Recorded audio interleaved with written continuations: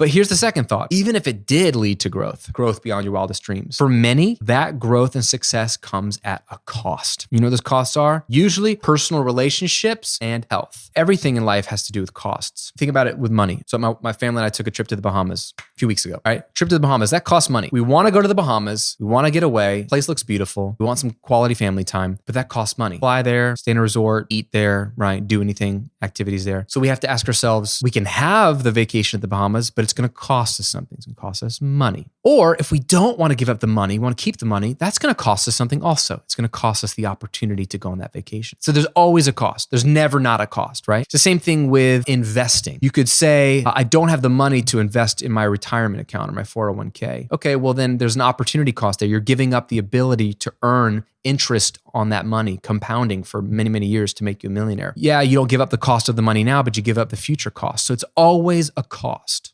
On a practical level, you're sacrificing your time. If you give all your time to working, you have no time left over for other things. What are those other things that you need time for? Well, maybe you don't care about Netflix. That's great. Maybe you don't care about vacations all the time. Okay, that's great. Maybe you don't care about watching football. Great. So you're just a super intentional, hardworking person because you really believe in your business. That's fine. But at some point, you still need time for basic things like sleeping, eating, going to the bathroom. Those are just some basic necessities.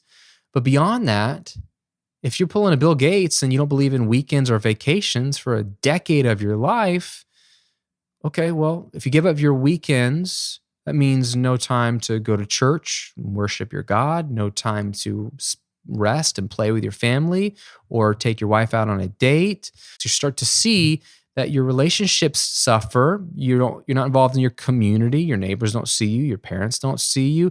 Your health suffers because you don't have time to exercise or go to the gym. You probably don't have time to cook. So unless you have a professional chef cooking you healthy foods, you're probably eating crap, if eating at all. You're probably drinking too much coffee or other substances to stay active, right? There's things that suffer.